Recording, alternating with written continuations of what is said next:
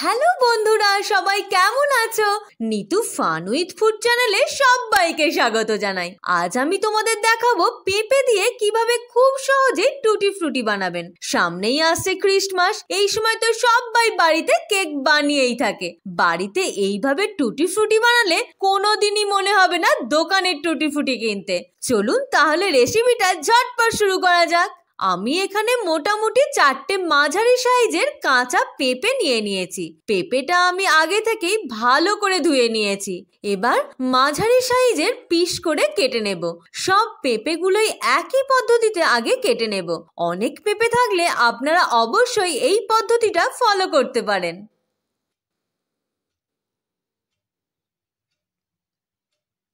দেখুন 4টে পেঁপে থেকে আমার এতগুলো পিস হয়েছে। এবার ভিতরের বীজগুলো একটা চামচের সাহায্যে ছাড়িয়ে নেব। আপনারা ছুরির সাহায্যেও ছাড়াতে পারেন, তবে চামচ দিয়ে খুব তাড়াতাড়ি ছাড়ানো যায়। এই তো আমার সবকটা ছাড়ানো হয়ে গেছে। এবার পেঁপের পিছনের সবুজ অংশটা তুলে ফেলে দেব। ভালো করে খোসাটা ছাড়াতে হবে যাতে সবুজ অংশটা একটুও না থাকে। দেখুন আমার খুব ভালোভাবে পেঁপেটা ছাড়ানো হয়ে গেছে। তারপর একটা টুকরো নিয়ে মাঝখান দিয়ে সরু সরু পিস করে নেবেন। যতটা পারবেন সরু করার চেষ্টা করবেন। সবগুলো সরু সরু করে কেটে নিচ্ছি। এবার ছোট ছোট করে পিস করে কেটে নেব। এগুলো ছুরির সাহায্যে খুব তাড়াতাড়ি ছোট ছোট পিস করা যায়। আমার একটু মোটা হয়ে যাচ্ছিল, তাই মাঝখান দিয়ে আরও একটা সরু পিস করে কেটে নিলাম। মোট কথা সরু সরু হতে হবে, আর একই সাইজের সবগুলো পিস হলে খুব ভালো দেখতে হয়। একদম যাতে দোকানের মতো দেখতে লাগে তার জন্য চৌকো চৌকো ছোট ছোট পিস করে নিয়েছি। দেখুন কত সুন্দর দেখতে লাগছে, সবগুলো একই সাইজের হয়েছে বলে।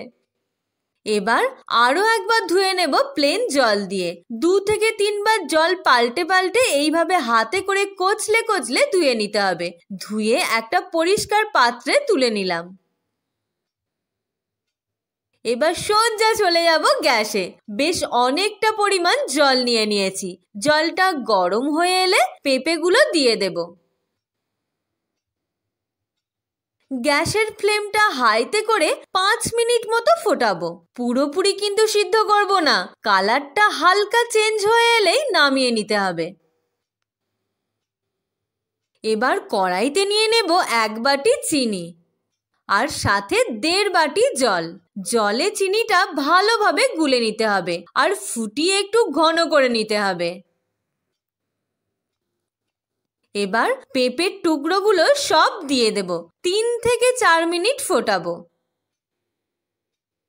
পেঁপের গন্ধটা যাতে একটুও বোঝা না যায় তার জন্য দিয়ে দিলাম 10 থেকে 12 ফোঁটা ভ্যানিলা এসেন্স। ঠান্ডা হয়ে এলে নামিয়ে নেব। প্রত্যেকটা বাটি সাজিয়ে নেব।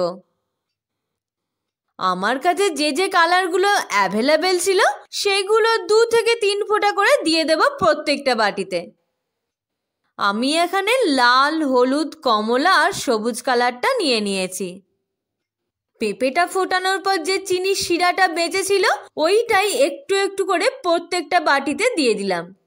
এবার একে একে পেঁপেগুলো দিয়ে দেব। রংটার সাথে ভালোভাবে মিশিয়ে নেব। মা আর আমি তাড়াতাড়ি হবার জন্য দুজনে মিলে মিশিয়ে নিচ্ছি। এটা 6 থেকে 7 ঘন্টা এইভাবে ভিজিয়ে রেখেছিলাম। এবার রোদ্দুরে দিয়ে শুকিয়ে নেব। আমি প্রত্যেকটা আলাদা আলাদা করে রোদে দিয়েছিলাম যাতে এটার রং অন্যটার সাথে মিশে না যায়। সারাদিন রোদে এটা রেখে দিয়েছিলাম। আমার টুটি ফ্রুটি একদম রেডি। দেখুন শুধুমাত্র পেঁপে দিয়েই এই রেসিপিটা কত সহজে বানানো যায়। আর এটা ফ্রিজে 1 বছর পর্যন্ত স্টোরও করতে পারবেন। এটা দিয়ে কেক বানিয়ে ক্রিসমাস ডেতে সবাইকে কেক খাইয়ে মনোজয় করতে পারবেন।